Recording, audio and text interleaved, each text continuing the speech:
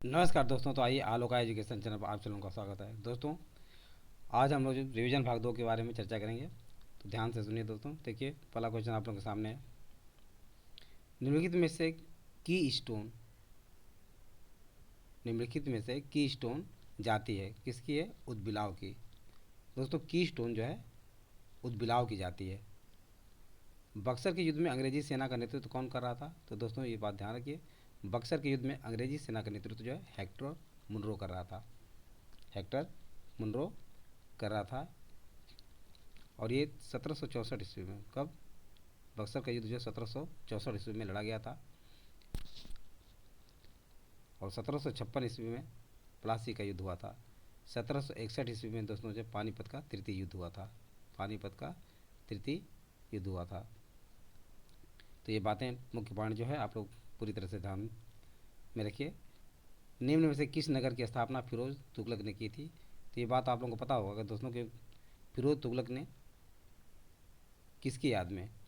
वो जौना खां, जूना खां बिन उसको कहा था जौना खां के नाम से, जो मोहम्मद बिन तुगलक था। कौन? मोहम्मद बिन तुगलक के नाम पर ही, मोहम्मद बिन तुगलक का नाम जूना खां था और जूना खां के नाम पर ही जौनपुर नगर की स्थापना फिरोज तुगलक ने किया था, जो कि तुगलक वंश का शासक था। इसने बहुत सारी नहरों की भी खुदाई कराई थी। तो ये बातें मुख्य मुख्य पॉइंट अपने आप दिमाग में बनाए रखिए, जो कि परीक्षा की दृष्टि से अति महत्वपूर्ण है। नेक्स्ट, जनगणना 2011 के अनुसार भारत की सकल प्रजननता दर क्या है? तो ये 2.9 है। सौर विकिरण की सबसे महत्वपूर्ण भूमिका कहाँ पे है? तो ये बात ध्यान रखिए दोस्तों, जो सौर विकिरण की जो महत्वपूर्ण भूमिका होती है वो जल चक्र में होती है। किसमें? जल चक्र में। प्रधानमंत्री सहज बिजली घर योजना को क्या नाम दिया गया है? तो ध्यान रहे, प्रधानमंत्री सहज बिजली घर योजना का नाम जो है सौभाग्य योजना दिया गया है। भारत में चीनी उत्पादन में प्रथम स्थान किसका है? तो दोस्तों भारत में चीनी उत्पादन का प्रथम स्थान उत्तर प्रदेश का है। अभी अभी हाल में इसका स्थान महाराष्ट्र ने ले लिया था। तो ये क्रम बदलता रहता है। हालांकि बहुत सालों से उत्तर प्रदेश का ही स्थान रहा है, लेकिन अभी बीच में महाराष्ट्र का स्थान हो गया था। नेक्स्ट, पारिस्थितिकी के जनक कौन है? तो अर्नेस्ट हैकेल। अर्नेस्ट हैकेल को जो है हैकेल पारिस्थितिक का जनक माना जाता है। निम्न में से किस इसमें कार्बन नहीं है? तो दोस्तों ग्रेफाइट, कोयला, हीरा, ये सभी में कार्बन पाया जाता है। इनमें से कौन रेगुर मिट्टी के नाम से जानी जाती है? तो काली मिट्टी जो है रेगुर मिट्टी के नाम से जानी जाती है, जो कपास की खेती के लिए अति उत्तम मानी जाती है। पित्त आतंक से किसको संबोधित किया जाता है? तो पित्त आतंक से दोस्तों जो ध्यान रखिए, जापान को पित्त आतंक से संबोधित किया जाता है। नेक्स्ट, कंप्यूटर साक्षरता दिवस कब मनाया जाता है? तो कंप्यूटर साक्षरता दिवस दोस्तों जो 2 दिसंबर को मनाया जाता है। पीसेज किस खेल की शब्दावली है? तो पीसेज शतरंज की शब्दावली है। पीसेज किस खेल की शब्दावली है? तो शतरंज की शब्दावली है। मोती मुख्य रूप से किसका बना होता है? कुल मोती दोस्तों कैल्शियम कार्बोनेट का बना होता है। शांति का प्रतीक कबूतर पक्षी है। नेक्स्ट, पीसो किस देश की मुद्रा है? तो ये बात ध्यान रखिए दोस्तों, पीसो जो है फिलीपींस की मुद्रा है। ओसांग प्राप्त विशाल हवा की राशि को क्या कहा जाता है? तो ओसांग प्राप्त हवा की राशि को क्या कहा जाता है? बादल कहा जाता है। विशाल हवा की राशि को क्या कहा जाता है? बादल। भारतीय सुपर कंप्यूटर का जनक कौन कहलाता है? तो विजय भास्कर को भारतीय सुपर कंप्यूटर का जनक माना जाता है। परमाणु बम का सिद्धांत आधारित है। तो दोस्तों परमाणु बम का सिद्धांत जो है नाभ के विखंडन पर आधारित है। और हाइड्रोजन बम जो है नाभ की संलयन पर, नाभ की संलयन। तो ये बात ध्यान रखिए। नेक्स्ट, भारत में स्वतंत्रता के पश्चात देश में सर्वाधिक लिंगानुपात किस वर्ष था? तो ये बात ध्यान रखिए। तो दोस्तों जब भारत में स्वतंत्रता के पश्चात जो है सर्वाधिक लिंगानुपात 1951 में था। मांस और लाइकेन कहाँ पर उगते हैं? तो ये टुंड्रा वन में। कहाँ पे? टुंड्रा वन में। एक धरोहर गोंद लो योजना का शुभारंभ, एक धरोहर गोंद लो योजना का शुभारंभ किस मंत्रालय द्वारा किया गया?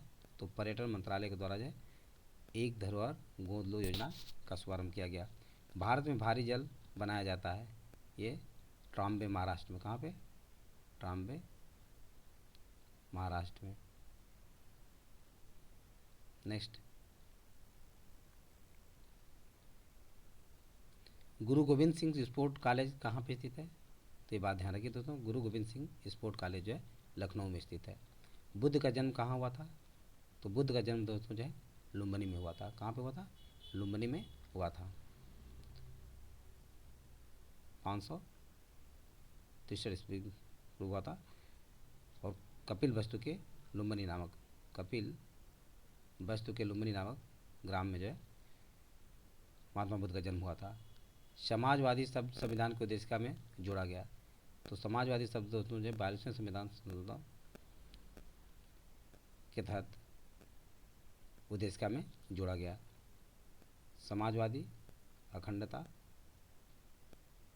अखंडता और धर्मनिरपेक्ष, ये शब्द जो है 42वें संविधान संशोधन के तहत जोड़े गए थे।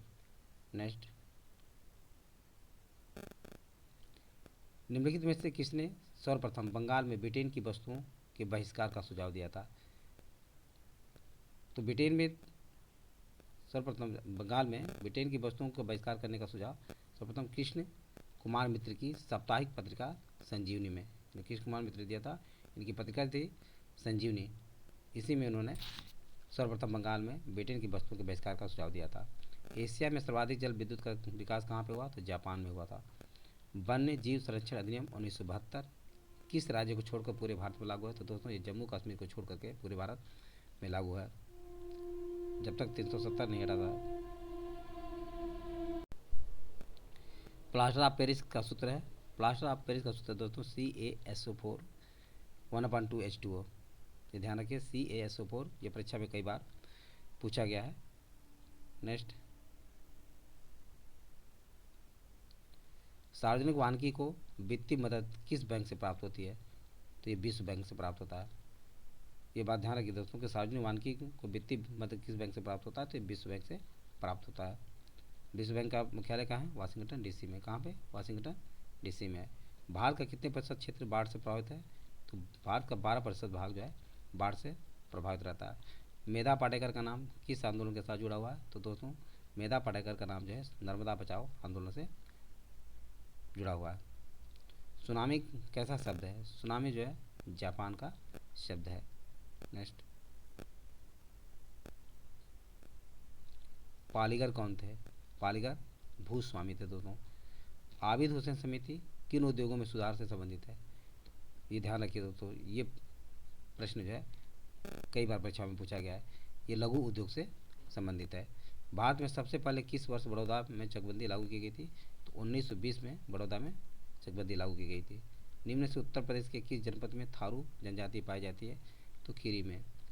इसके अलावा बलरामपुर में, गोरखपुर का जो क्षेत्र है उन क्षेत्रों में थारू जनजाति पाई जाती है। नेक्स्ट,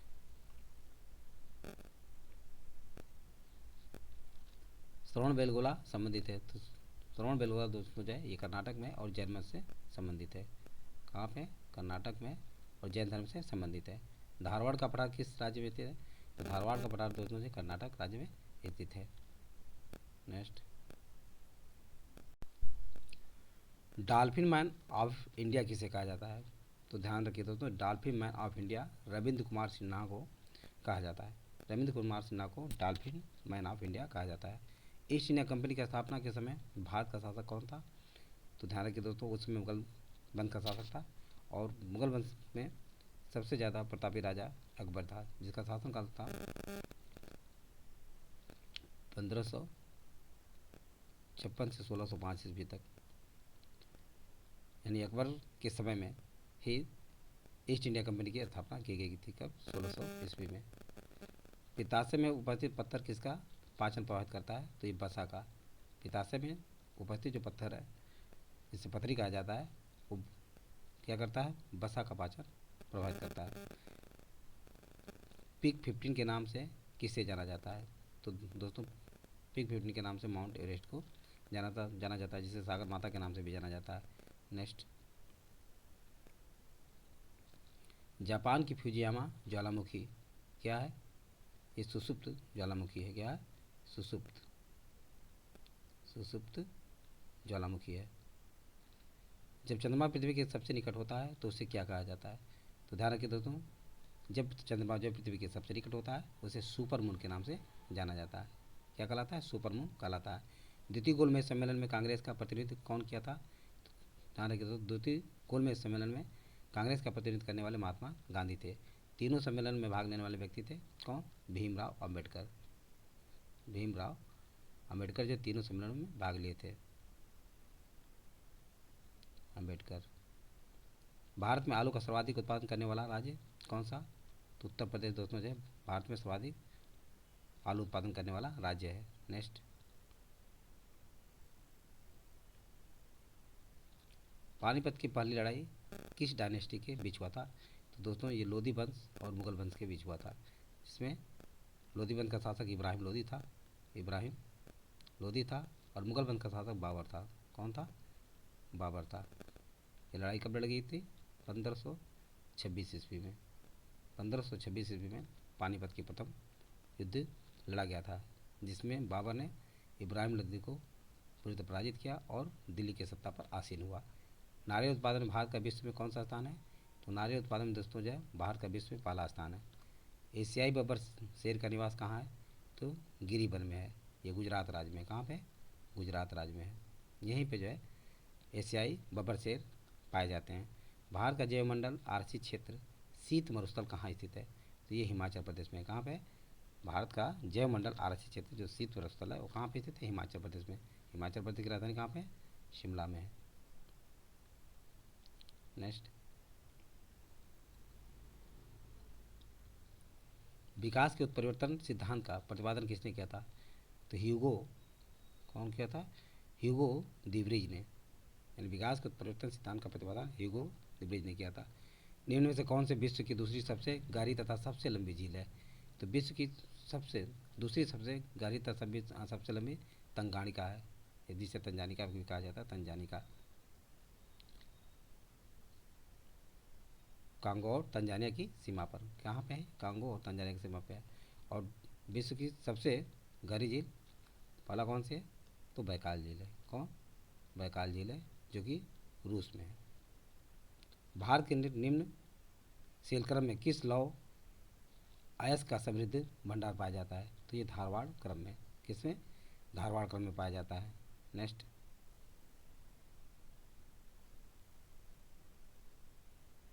जेली फर्न जिसे जैव उर्वरक के रूप में प्रयुक्त किया जाता है, ये क्या है? एजोला है। एजोला को जो जेली फर्न है जिसको जो एक उर्वरक के रूप में प्रयोग किया जाता है। झरिया कोयला क्षेत्र निम्न में से किस राज्य में अवस्थित है? तो झरिया दोस्तों जो झारखंड में स्थित है। भारतीय राष्ट्रीय जैविक विविधता प्राधिकरण स्थापित किया गया 2003 में। कहाँ पे किया गया? चेन्नई में किया गया था। भारतीय राष्ट्रीय जैविक विविधता प्राधिकरण चेन्नई में 2003 में स्थापित किया गया था। वर्ल्ड ट्रेड ऑर्गेनाइजेशन के मुख्यालय स्थित है। वर्ल्ड ट्रेड ऑर्गेनाइजेशन का मुख्यालय कहाँ पे? जिनेवा में, स्विट्जरलैंड। नेक्स्ट,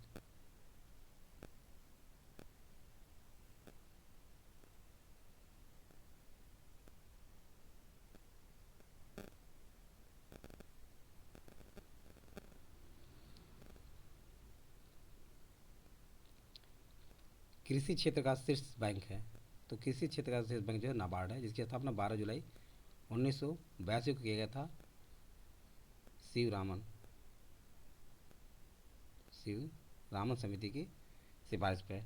भारतीय पेटेंट कानून लागू हुआ था 1972 ईस्वी में। ये ध्यान रखिए दोस्तों, भारतीय पेटेंट जो है 1972 ईस्वी में लागू किया गया था। किसानों के लिए किसान क्रेडिट कार्ड योजना लाई गई थी कब? 1999 यानी 1998-99 में किसानों के लिए किसान क्रेडिट कार्ड योजना लाई गई थी। नियंत्रक एवं लेखा परीक्षक की टीका टिप्पणी पर उचित कार्रवाई करने की अंतिम जिम्मेदारी इसे संसद को है। नेक्स्ट,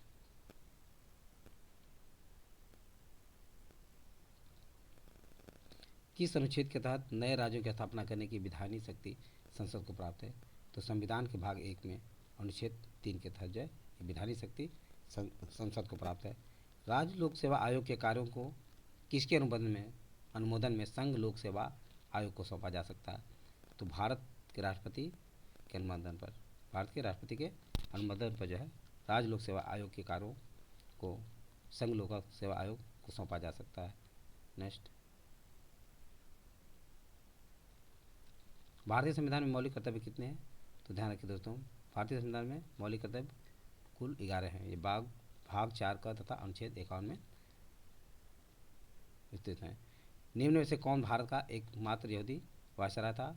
तो लॉर्ड रीडिंग जो है भारत का एकमात्र यहूदी वायसराय था। शेख सलीम चिश्ती का दरगाह कहाँ पर है? तो ध्यान रखिए दोस्तों, शेख सलीम चिश्ती का दरगाह फतेहपुर सीकरी है।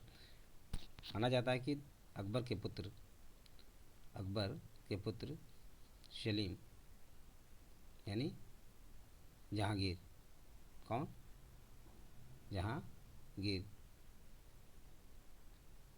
शेख सलीम चिश्ती के कृपा पर ही इसका जन्म हुआ था, इसीलिए इसको सलीम के नाम से भी जाना जाता है। हाथी दांत का पैमाना हड़प्पा संदर्भ में मिला है कहाँ से? लोथल से। हाथी दांत का पैमाना जो है हड़प्पा सभ्यता के लोथल नामक स्थान से प्राप्त हुआ है। नेक्स्ट,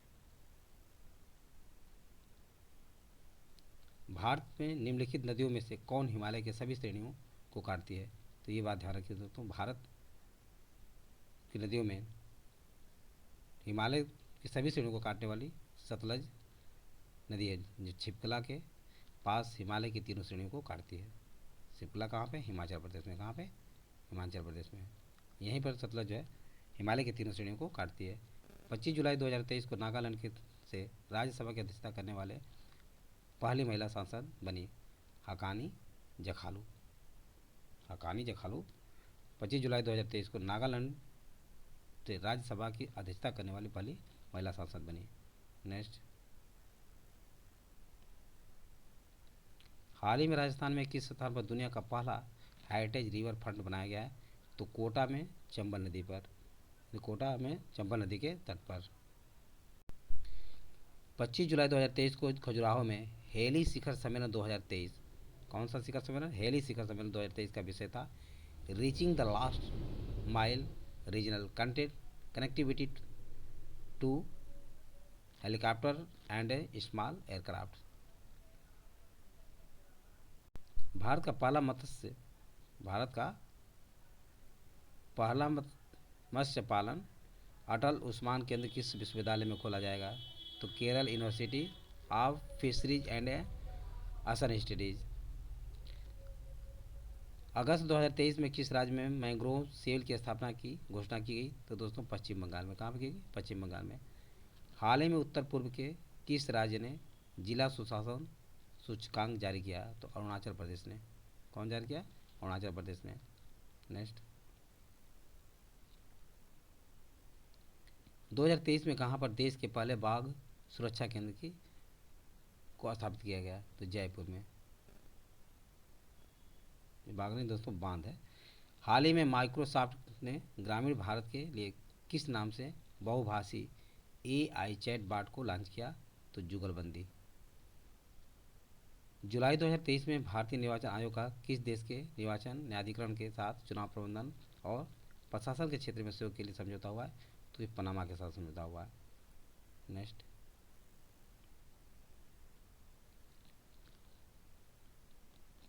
जुलाई 2023 में भारतीय निर्वाचन आयोग का किस देश के निर्वाचन न्यायाधिकरण के साथ चुनाव प्रबंधन और प्रशासन के क्षेत्र में सहयोग के लिए समझौता हुआ? तो ये पनामा के साथ हुआ। भारत में 2024 के लिए G20 बैठक की अध्यक्षता किस देश को सौंपा? तो ये ब्राज़ील को सौंपा गया। तो आज बस इतना ही दोस्तों। रिवीजन भाग 1 में एक त्रुटि हुई थी जिसमें मैंने नेपाल लिख दिया था और ये बात बताई थी कि नेपाल जो है बांग्लादेश से तीनों तरफ से घिरा हुआ है। तो ये दोस्तों गलत है, इसके लिए मैं क्षमा चाहूँगा। ये त्रिपुरा है। कौन है?